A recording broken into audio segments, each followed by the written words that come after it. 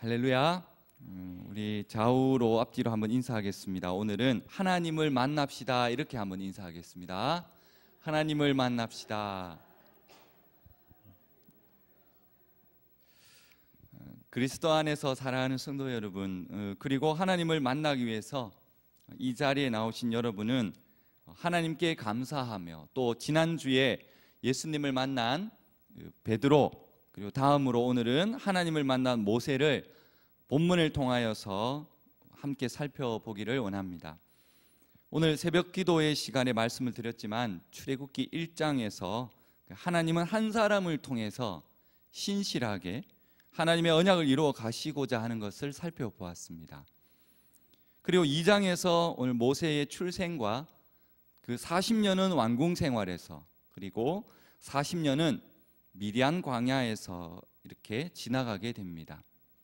즉 80년이라는 세월을 어떻게 보냈는지 우리가 상세하게 알 수는 없지만 오늘 3장에서 분명한 것은 하나님께서 모세를 부르시고 만났다는 것은 사실입니다. 모세는 어릴 때부터 장성할 때까지 그 애굽의 왕궁에서 왕자의 교육을 받고 그렇게 자랐던 사람입니다. 그가 오늘 본문에서 보면 미디안 제사장 이드로의 양을 치는 양치기, 즉 목자로 나옵니다. 그 양치기 생활이 40년이 되었으니 마음에 어쩌면 많은 한을 가지고도 있다고 보아야 합니다. 이제 80 먹은 노인이니까 광야 생활로 그을린 얼굴에 깊은 주름살도 있었을 것입니다. 그런 모세에게 어느 날 하나님께서 나타나셔서 그를 만나 주시고 소명을 주십니다. 하나님은 이집트 왕자를 만나 주시지 않으시고 광야의 목자로서 하나님께서 모세를 부르신 것입니다. 사실 하나님께서는 80세보다는 45세쯤 되는 모세에게 나타나시면 얼마나 더 일을 잘하고 많이 했겠습니까? 그러나 힘이 있을 때 하나님의 일을 더 잘할 것이라는 생각은 우리의 생각입니다. 하나님은 힘이 있는 사람보다 하나님 마음에 합한 사람을 찾으시고 원하시기 때문입니다. 가끔 우리는 이런 말을 잘 하지요. 내가 10년만 젊으면 얼마나 더 하나님 일을 잘할까 라고 생각하지만 실질 우리의 삶을 되돌아보면 그렇게 되지 않습니다. 10년 더 젊었어도 하나님의 일을 못하는 것이 바로 우리의 인생입니다. 지금 하지 못하는 것은 10년 후에도 못한다는 것입니다. 하나님의 일은 내가 젊어서도 아니고 또 돈이 많아서도 아니고 능력이 많아서도 아닌 것입니다. 하나님의 일은 우리의 믿음과 그리고 순종의 문제인 것입니다. 그 믿음과 순종의 기쁨과 감사로 할 수 있는 그런 저와 여러분이 되기를 소망합니다. 하나님은 모세가 그 젊고 능력이 있을 때 부르지 않다가 이제 늙고 아무 능력이 없을 때 부르셨습니다. 모세가 젊을 때는 젊음의 혈기로 일을 하려고 했겠죠. 또한 자기 힘으로 일을 하려고 했습니다. 그러나 이제 80세 되었을 때 그런 젊은 혈기가 다 죽고 자신은 아무것도 할 수 없는 그런 무능한 자인 것을 깨닫게 됩니다. 그랬을 때 하나님이 바로 모세를 찾아오신 것입니다. 이러한 사실을 볼 때 하나님이 요구하는 자질은 능력이 아니라 어쩌면 겸손인 것입니다. 낮아짐입니다. 아무리 재능이 많고 똑똑해도 겸손하지 않는 사람은 하나님께서 쓰시지 않는다는 것입니다. 예수님의 제자들을 봐도 대부분 갈릴리 어부들이었고 아주 평범하다 못해서 부족한 사람들이었습니다. 우리도 마찬가지입니다. 하나님은 우리에게 큰 능력을 원하시는 것이 아니라 내가 얼마나 부족한지 아는 바로 그 겸손함을 보신다는 것입니다. 진정한 겸손이란 자신의 연약함을 알고 하나님의 능력을 인정하는 사람입니다. 우리는 이런 겸손한 자가 되어야 할 것입니다. 오늘 본문은 드디어 하나님이 모세를 찾아오셔서 출애굽의 사명을 주십니다. 이스라엘 역사의 가장 위대한 지도자였던 그 모세를 만나주기 위해서 하나님은 그의 혈기왕성한 40년 이후, 그리고 양치는 목자 40년, 총 80년을 하나님께서는 기다리셨던 것입니다. 사도행전 7장 30절을 보면 스데반의 설교가 나오는데 40년이 참에 천사가 시내산 광야 가시나무 떨기 불꽃 가운데서 그에게 보이거늘, 이렇게 말씀합니다. 이 말씀을 보면 40년은 이미 정해진 기간이고 그 기한이 다 채워져야 했다는 것을 알 수 있습니다. 하나님이 작정하셨다면 반드시 그것이 찰 때까지, 때가 찰 때까지 기다려야 한다는 것이죠. 우리의 연단과 순종이 먼저이고 그 다음이 바로 응답이라는 것입니다. 하나님이 때로는 우리에게 험난한 길로, 그리고 감당할 수 없을 만큼 몰아가시지만 이 모든 것을 온전하게 하시려는 하나님의 사랑인 줄 믿습니다.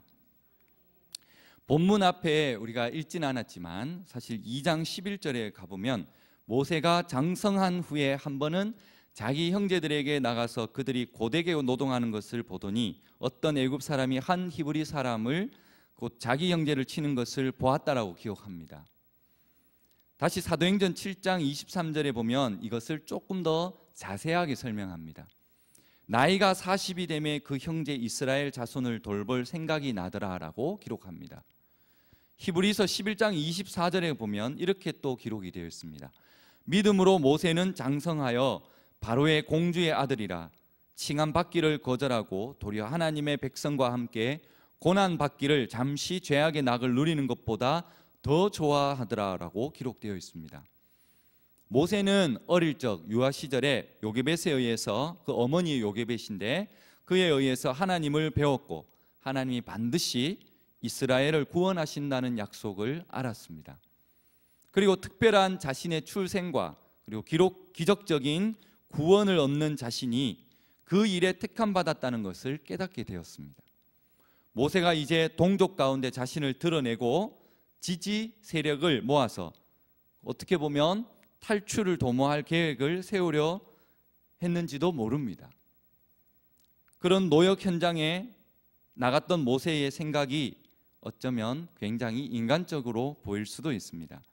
가혹한 노역 현장을 보자 그만 모세의 그 의분이 끌어올랐고 노약자를 학대하는 애국 감독을 보는 순간 40세 모세는 울분과 혈기를 감당하지 못했을 것입니다.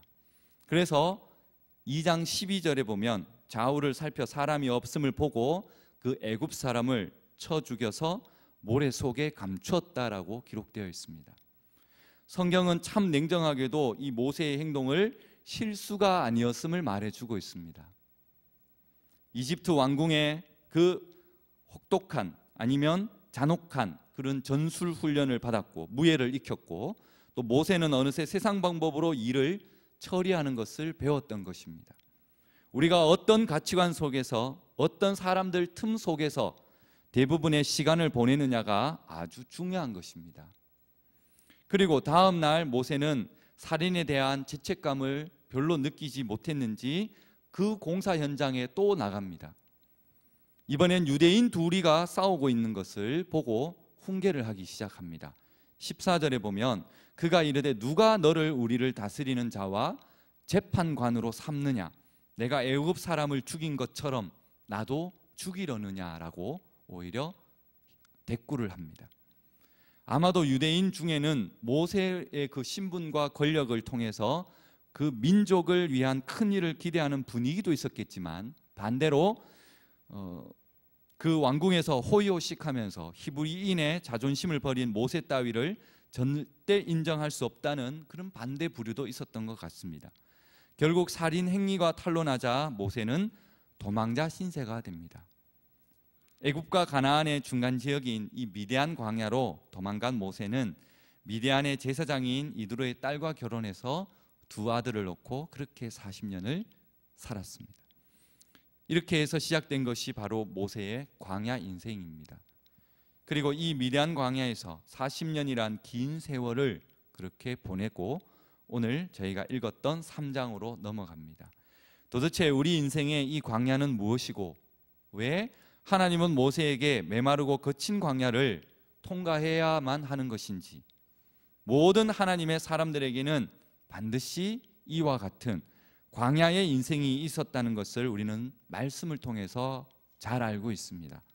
그것은 광야를 통과해야만 비로소 하나님을 만나게 된다는 인간의 죄성이 드러나게 되어 있습니다.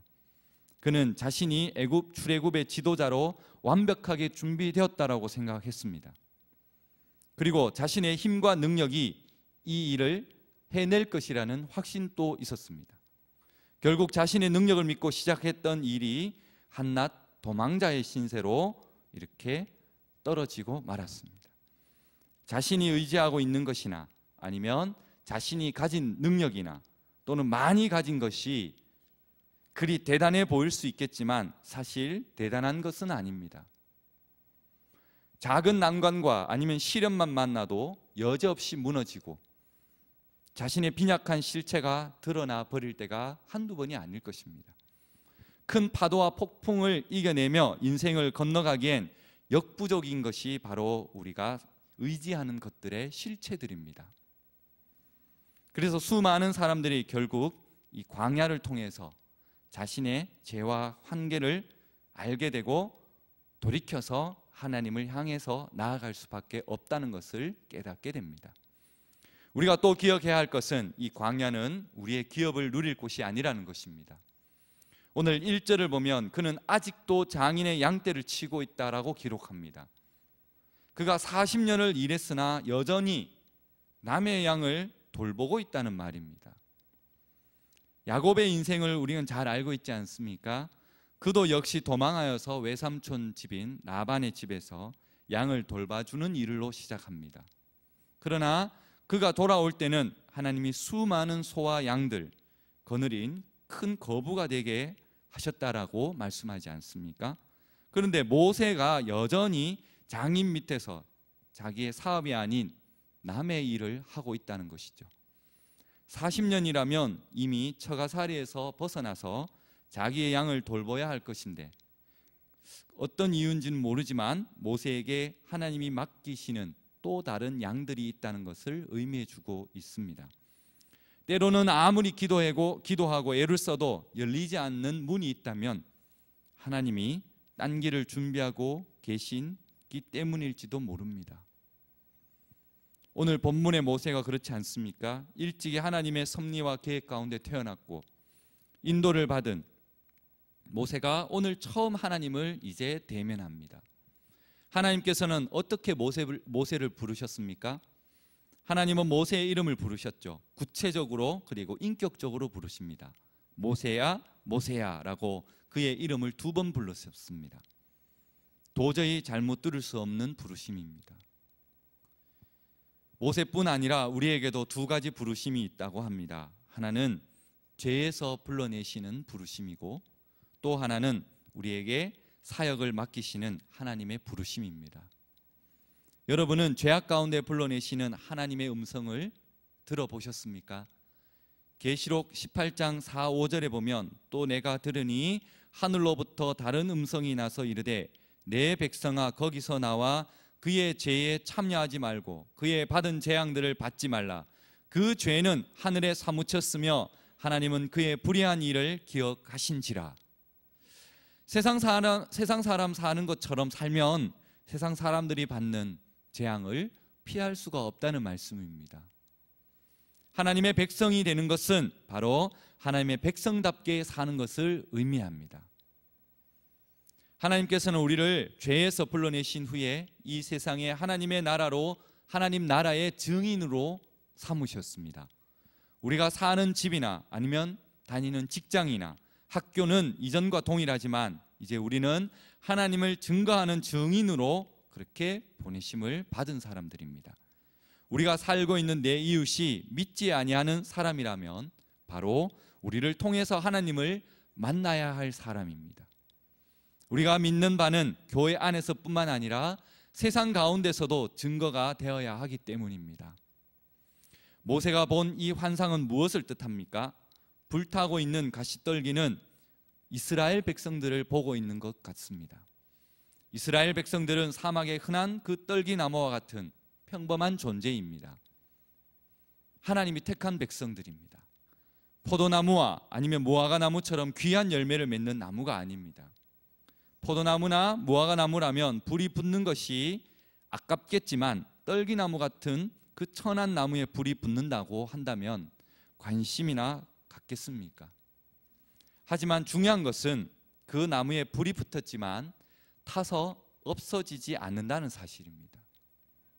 모세가 되돌아가서 보도록 불러들인 것은 바로 이 불 붙고 있는 보잘것없는 떨기나무였습니다. 이것이 바로 이스라엘의 모습입니다. 하나님의 백성들은 겉모습은 마치 떨기나무처럼 보잘것없지만 그들은 이 세상에 고생하고 있고 때로는 핍박 가운데 있기도 합니다. 세상의 핍박이 하도 심해서 하나님의 백성이 소멸될 것 같기도 합니다. 그러나 하나님의 백성은 결코 타서 없어지지 않습니다. 오히려 그 무서운 시련들이 우리를 더욱 순결하게 만들기 때문입니다. 새벽에도 말씀드렸지만 애굽의 왕 바로는 이 이스라엘 백성들이 더 많고 강성함에 두려움을 느끼고 온갖 술책과 그리고 갖은 방법으로 이스라엘 백성들을 말살시키려고 합니다. 그러나 그러함에도 준비하시는 하나님, 여호와 이레의 하나님으로 바로 피할 길과 감당할 길들을 이스라엘 백성들에게 베풀어 주신 것입니다.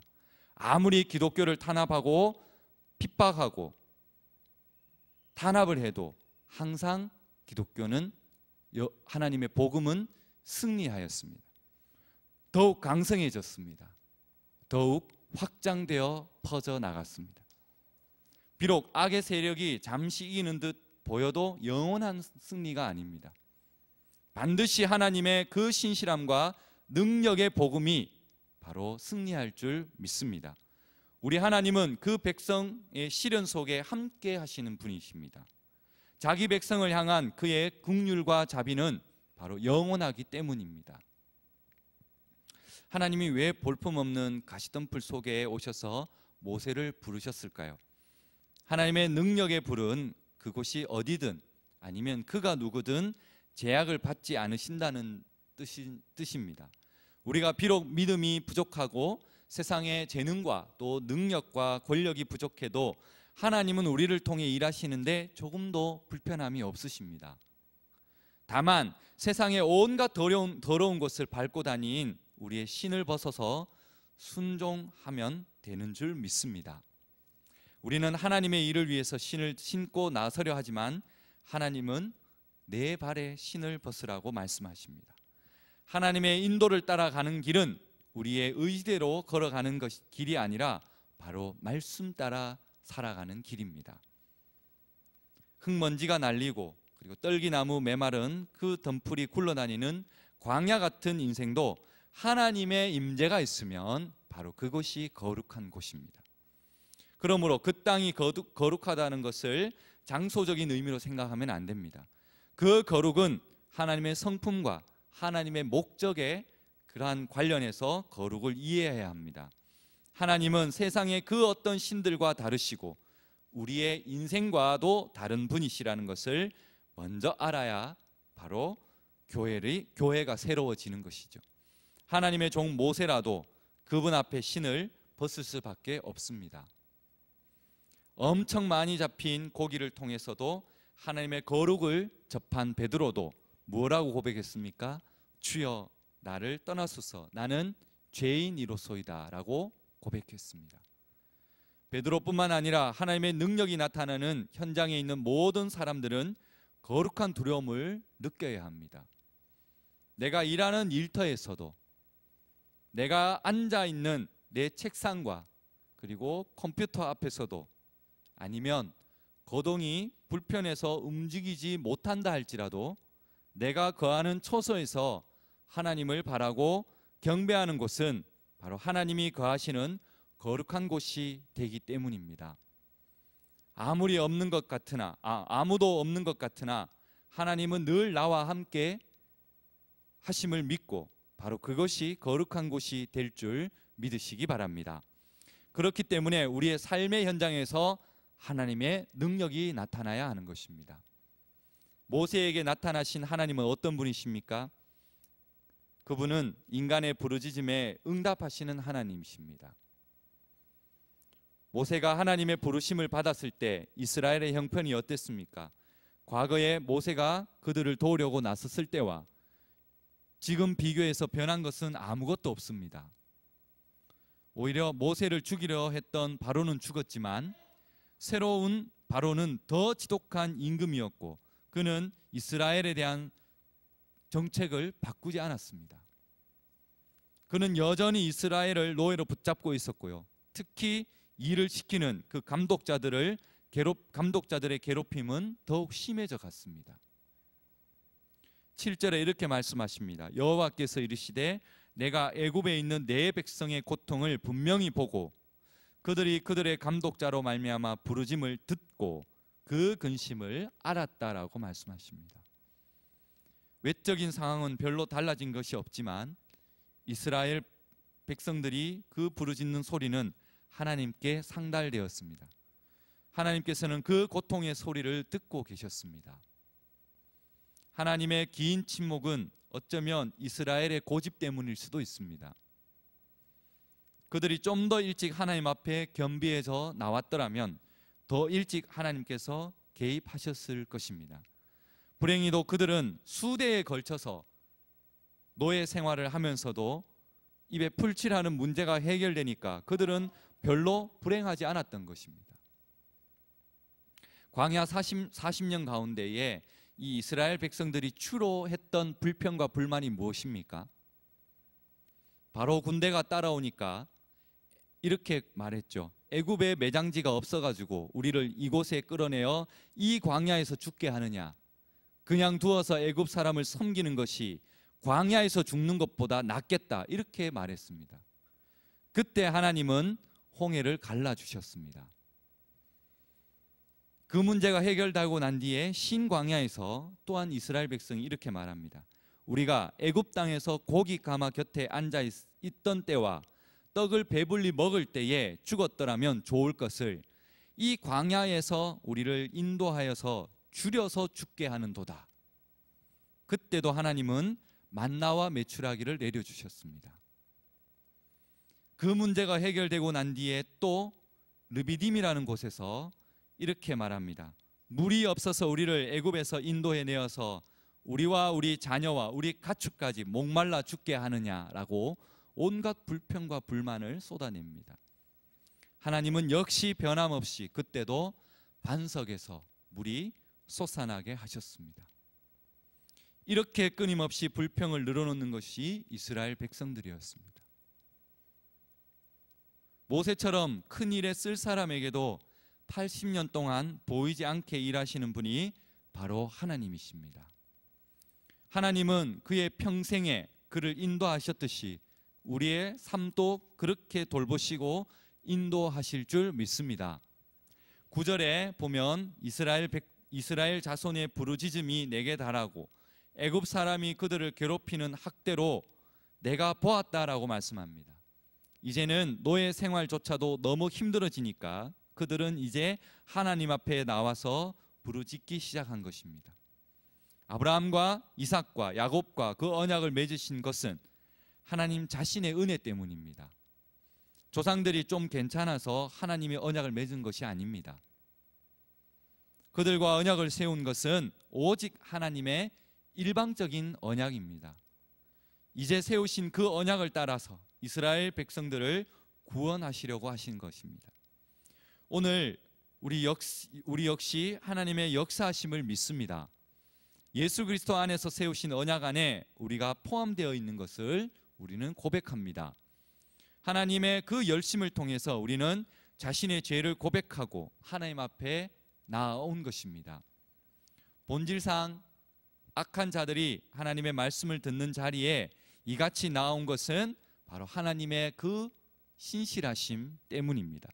하나님께서 스스로 언약을 세우시고 거기에 따라 엄청난 인내로서 우리를 참으시고 말씀으로 우리를 부르셨기에 오늘 우리가 여기에 앉아서 예배를 드릴 수 있는 것입니다. 하나님께서 우리를 부르셔서 우리가 아무리 위대하게 사용된다 할지라도 그 모든 것이 그리스도의 통치의 한 부분에 감당할 수 있는 통로입니다. 우리는 다만 크신 하나님의 역사 속에서 하나님의 역사를 이루어 나가시는 작은 도구에 지나지 않는다는 것입니다. 이제 말씀을 맺겠습니다. 오늘 우리가 예배하는 하나님은 바로 그때 모세에게 나타나신 동일한 하나님이십니다. 여호와 하나님은 구원의 하나님이십니다. 신앙인은 그 하나님을 향하여 부르짖는 자일 뿐입니다. 모세에게 나타나신 하나님, 모세가 만난 하나님은 고통받는 인생 가운데 계시는 분이시고 불타는 떨기나무 가운데서 자신을 나타내시는 하나님이셨습니다. 역사를 통해서 자기 약속을, 그 언약을 이루어 가시는 하나님이시고 아브라함의 하나님, 이삭의 하나님, 야곱의 하나님께서 지금 모세를 택하셔서 출애굽이라는 그 구원이라고 하는 하나님의 놀라운 구약 역사를 펼치시려고 하고 있습니다. 역사를 통해서 구원 약속을 성취하시는 하나님이 바로 우리의 하나님이십니다. 부르짖음에 응답하시는 하나님이 바로 우리 하나님이십니다. 고난받는 자의 부르짖음에 언제나 응답하시는 하나님을 만나시기를 소망합니다. 그리고 우리의 광야 같은 메마른 우리 삶 속에서 은혜로 나타나는 것은 바로 거룩한 하나님의 나라의 존귀한 사역에 저와 여러분을 부르심임을 믿으시기 바랍니다. 영원한 그리고 소멸되지 않는 하늘의 상급을 위해서 오늘도 불타는 그 떨기나무 속에서 우리를 부르시는 그 주님을 신뢰하고 하나님의 나라와 영광을 구하며 사시는 저와 여러분이 되기를 소망합니다. 기도하겠습니다.